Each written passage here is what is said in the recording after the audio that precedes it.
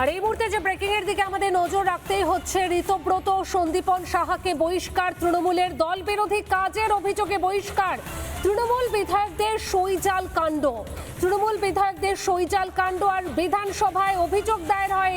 এই অভিযোগ কেন্দ্র করে বহিষ্কার করা হলো, দল বিরোধী কাজের অভিযোগে বহিষ্কার, তৃণমূল বিধায়কদের সইজাল কাণ্ড। একটু আগেই আমরা দেখলাম সাংবাদিক বৈঠকে মুখ্যমন্ত্রী শুভেন্দু অধিকারী, যিনি বললেন যে নিজের দলের বিধায়কদেরই সইজাল করেছে তৃণমূল, নিজের দলের বিধায়কদের সঙ্গে প্রতারণা, তৃণমূলের দলের বিধায়কদের অভিযোগের ভিত্তিতেই এফআইআর দায়ের হয়েছে।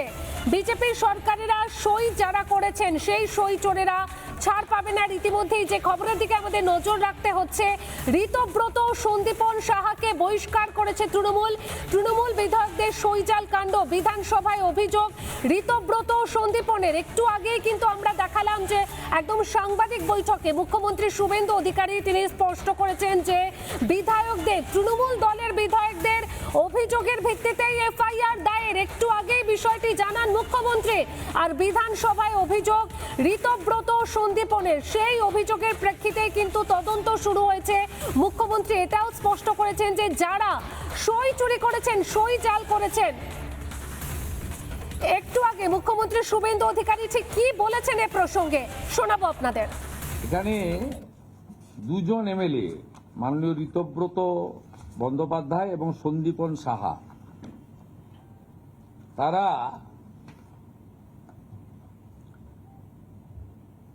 অভিযোগ করেন,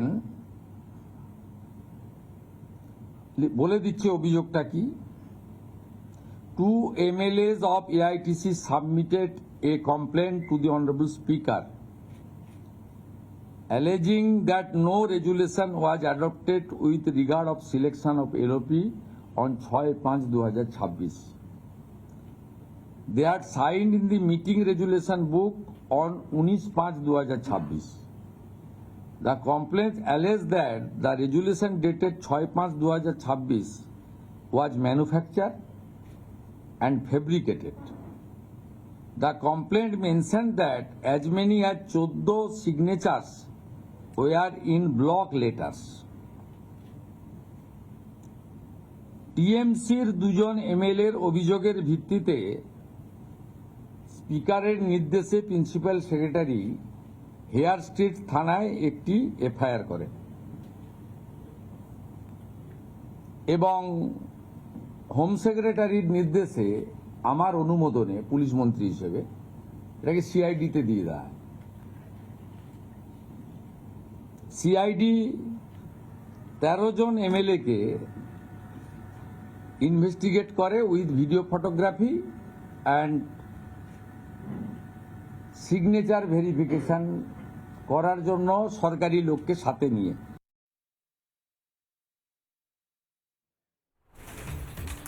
আপনারা শুনলেন মুখ্যমন্ত্রী শুভেন্দু অধিকারী তিনি কি বললেন। আর তারপরেই আমরা দেখতে পাচ্ছি ঋতব্রত বন্দ্যোপাধ্যায় ও সন্দীপন সাহাকে বহিষ্কার। এই মুহূর্তে deputy executive editor Subhrangshu Chatterjee আমার সঙ্গে রয়েছেন। শুভ্রাংশু, মুখ্যমন্ত্রী একটু আগেই বিষয়টি স্পষ্ট করলেন, জানালেন, আর তারপরেই আমরা দেখছি দল বিরোধী কাজের অভিযোগে বহিষ্কার ঋতব্রত বন্দ্যোপাধ্যায় ও সন্দীপন সাহা।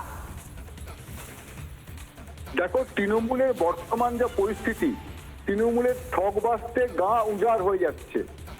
তৃণমূলের এই মুহূর্তে কে তৃণমূলে আছে, কে তৃণমূলে নেই, কে লাইনে দিয়ে আছে, এইরকম একটা কঠিন পরিস্থিতির মধ্যে তৃণমূল আছে। এর মধ্যেই যেটা দেখা গেল, মুখ্যমন্ত্রী শুভেন্দু অধিকারী স্পষ্টভাবে প্রকাশ্যে জানিয়ে দিলে দুজনের নাম, ঋতব্রত আর সন্দীপন সাহার নাম স্পষ্টভাবে জানিয়ে দেওয়া হলো যে এই দুজন অভিযোগটা জানিয়েছে। তৃণমূলের কাছে মুখ রক্ষার মতো আর কোনো পরিস্থিতি নেই, কোনো অবস্থা নেই। ঠিক এই জায়গায় দাঁড়িয়ে তৃণমূল যেটা করলো, তাদেরকে বহিষ্কার করবে না, এছাড়া তৃণমূলের পক্ষে আর কিছুই করার নেই। গতকালে যে তৃণমূলের মিটিংটা হয়েছিল, সেই মিটিংয়ে দেখা গেছে যে 80 জনের যে তৃণমূলে বলে আমাদের 80 জন বিধায়ক, সেখানে 60 জন অনুপস্থিত, মাত্র 20 জন এসছে। এই 60 জন কেন আসেনি? এই জায়গায় দাঁড়িয়ে যেটা বারবার যেটা হচ্ছে, তৃণমূল আর নেই বলে শ্রমিক ভট্টাচার্য যে কথাটা বলতে চাইছে, সেই কথাটাই যেন সত্য পরিণত হয়েছে। তৃণমূল কোথাও নেই, তৃণমূলের মুখ লুকানোর জায়গা নেই এবং তৃণমূলের এটা ছাড়া কোনো উপায় নেই। অর্থাৎ তৃণমূল দলটা সার্বিক স্তরে ভেঙে গেছে। ঠিক এই জায়গাটায় মানে তৃণমূল যেটা করলো, কোনক্রমে মুখ বাঁচানোর লড়াই করছে তৃণমূলের সামনে আর কোনো পথ খোলা নেই। এই জায়গায় যে বিরোধী দলনেতা আবার কে হবে, এখানে একটা প্রশ্ন চিহ্ন উঠছে। তাহলে বিরোধী দলনেতা কে হবে? যে বিরোধী দলনেতা ক্ষেত্রে তৃণমূলের লোকদেরই নাম নেই, তৃণমূলের নেতারাই বলছে, তৃণমূলের এমএলএরাই বলছে যে আমাদের সই সেক্ষেত্রে বিরোধী দলনেতা কে হবে? তারা অর্থাৎ মনে রাখতে হবে ঋতব্রত বা সন্দীপন একা নয়, ঋতব্রত এবং সন্দীপনের সঙ্গে আরো অনেক তৃণমূল এমএলএ রয়েছে, আরো অসংখ্য তৃণমূল এমএলএ রয়েছে যারা ঋতব্রত এবং সন্দীপনের যে মত যেটা চাইছে সেই মতে আছে। অর্থাৎ যেটা বিজেপি নেতারা বারবার বলছে যে 20 জন এমপি আমাদের সঙ্গে চলে আসার জন্য রেডি হয়ে আছে, সমস্ত 80 জন বিধায়কের অধিকাংশই দল ছাড়তে চাইছে, এবং যে কথাগুলো বলছে কাউন্সিলর পঞ্চায়েত সবাই কোনো ক্রমে গোটা গা থেকে তৃণমূলটা মুছে ফেলতে চাইছে। কোনো ক্রমে যদি তৃণমূল নামটা মুছে ফেলা যায় গা থেকে, এই জায়গায় দাঁড়িয়ে কঠিন পরিস্থিতিতে তৃণমূল, এবং ঠিক এই জায়গাটায় যেটা করতে চাইছে কোনো রকম মুখ লুকানোর চেষ্টা তৃণমূলের, এবং সইজালের অভিযোগে ঋতব্রত এবং সন্দীপনকে সেই জন্য বহিষ্কার করা হলো।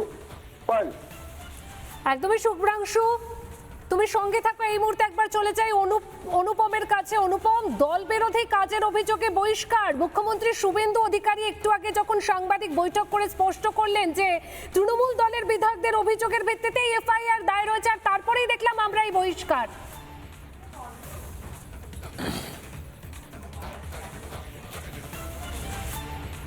দেখো, তোমায় জানিয়ে রাখি যে গত 48 ঘন্টা ধরে তৃণমূলের একাধিক বিধায়কের বাড়িতে যখন সিআইডি পৌঁছচ্ছে, তখন তৃণমূল কংগ্রেসের তরফে অভিযোগ করা হচ্ছে যে প্রতিহিংসা রাজনীতি করতে চাইছে বিজেপি, তারা ক্ষমতায় এসছেন এবং সেই কারণে তারা বাড়িতে বাড়িতে সিআইডি পাঠাচ্ছেন। কিন্তু আজকে মুখ্যমন্ত্রী নবান্নে একেবারে স্পষ্ট করে দিয়েছে কেন তৃণমূল বিধায়কদের বাড়িতে বেছে বেছে সিআইডি যাচ্ছে। তাতে তিনি যেটা অভিযোগ করেছেন যে 2 জন বিধায়ক তৃণমূল কংগ্রেসের, ঋতব্রত বন্দ্যোপাধ্যায় এবং সন্দীপন সাহা, তারা অভিযোগ করেছেন যে তাদের সই তো বটেই, এছাড়াও 14 জনের সই ব্লক লেটারে লেখা হয়েছে যেটা তারা সই করেননি। এই অভিযোগের পর তদন্ত শুরু হয়, বিধানসভার তরফে হেয়ারস্ট্রিক থানায় একটি অভিযোগ দায়ের করা হয়, এফআইআর হয়, এবং তারপর রাজ্য পুলিশের তরফে গোটা বিষয়টি সিআইডির কাছে পাঠানো হয়। সিআইডি তদন্ত করতে গিয়ে একাধিক এমএলএর নাম পেয়েছে, সেখানে তারা পৌঁছেছেন, তাদের সাথে কথা বলেছেন এবং সেটা অন রেকর্ড কথা বলেছেন। ভিডিওগ্রাফি হয়েছে যে তারা কি বলছেন, তাদের এটা সই কি না, নাকি তাদের সই নকল করা হয়েছে, সবটা ভিডিও রেকর্ডিং করা হয়েছে। তাতে আরও 2 জন বিধায়কের নাম রয়েছে, যার মধ্যে একজন নয়না বন্দ্যোপাধ্যায়, যিনি বলেছেন এটা তার সই নয়। কিন্তু যাদের অভিযোগের ভিত্তিতে এই গোটা তদন্ত শুরু হলো, সেই সন্দীপন সাহা এবং ঋতব্রত বন্দ্যোপাধ্যায়, এদের বিরুদ্ধে তৃণমূল কংগ্রেস এই ঘোষণার পর মুখ্যমন্ত্রী নবান্ন থেকে সাংবাদিক বৈঠক করার কয়েক মিনিটের মধ্যে তৃণমূল কংগ্রেস কিন্তু পাল্টা অভিযোগ জানিয়ে তাদের বিরুদ্ধে ব্যবস্থা নিল এবং তাদেরকে দল থেকে বহিষ্কার করার জন্য ইতিমধ্যে স্পিকারের কাছে সেই চিঠি তারা পৌঁছচ্ছেন। এখন প্রশ্ন হচ্ছে যে শুধুই কি সন্দীপন সাহা এবং ঋতব্রত বন্দ্যোপাধ্যায়, নাকি আরও নাম রয়েছে, এবং এদের বিরুদ্ধে কি করা ব্যবস্থা নেওয়া হবে যদি সত্যি ধরে নেওয়া হয় যে অভিষেক বন্দ্যোপাধ্যায় যে লেটার পাঠিয়েছেন যেখানে বিরোধী দলনেতা এবং অন্যান্য যে পদগুলো দেওয়ার কথা বলেছেন, সেইখানে যাদের সই রয়েছে সেই সই সেটা আসলে বিধায়কদের নয়, তাহলে বিধায়কদের কি শাস্তি হতে পারে? সেখানে দাঁড়িয়ে মুখ্যমন্ত্রী যেটা জানিয়েছেন যে যেটা প্রভিশন রয়েছে আইনে, যেটা রয়েছে ন্যায় সংহিতা, যে নতুন যে আইন রয়েছে সেই আইনে যা প্রভিশন রয়েছে সেই মতন পুলিশ ব্যবস্থা নেবে। অর্থাৎ এটা বোঝানো, যেটা খুব স্পষ্টভাবে মুখ্যমন্ত্রী বুঝিয়ে দিয়েছেন যে এটা কোনো প্রতিহিংসা রাজনীতি নয়। যে বা যারা এটাকে মার্কেটে ছড়াচ্ছেন বা বিভিন্ন জায়গায় প্রচার করছেন যে বিজেপি ক্ষমতায় এসছে, বিজেপি ক্ষমতায় আসার পর তৃণমূলের এমএলএর বাড়িতে সিআইডি পাঠাচ্ছে, এই ধারণা থেকে বাংলার মানুষকে বার করতে চাইলেন মুখ্যমন্ত্রী এবং স্পষ্ট বললেন যে 2 জন এমএলএ রয়েছেন যাদের অভিযোগের ভিত্তিতে হেয়ারস্ট্রিট থানায় অভিযোগ দায়ের হয়, তারপর সিআইডির কাছে তাই তদন্ত, এবং তারপর সিআইডি তদন্ত করার জন্য এই এমএলএ বাহারুল ইসলামের নাম কিন্তু তিনি বলেছেন। তুমি জানো ক্যানিং পূর্বের এমএলএ, সদ্য জিতে এসছেন বাহারুল ইসলাম, তিনি তো কলকাতাতেই আসেননি, তিনি তার বাড়িতে ছিলেন। তিনি লেটারে স্পষ্টতে চিঠিতে উল্লেখ করে বলেছেন তিনি হয়তো সহযোগিতা করবেন, সিআইডির সাথে দেখা করবেন, কিন্তু তিনি অসুস্থ বলে আপাতত জানা যাচ্ছে, কিন্তু তিনি তো চিঠিতে উল্লেখ করে দিয়েছেন তিনি কলকাতাতেই আসেননি। তাহলে বাহারুল ইসলামের সইটা করলো কে? নয়না বন্দ্যোপাধ্যায় সই করলো কে? ঋতব্রত বন্দ্যোপাধ্যায় এবং সন্দীপ সন্দীপন সাহারা যে অভিযোগ করছে সেই অভিযোগের কিন্তু 100% সারবত্তা এই মুহূর্তে খুঁজে পাওয়া যাচ্ছে।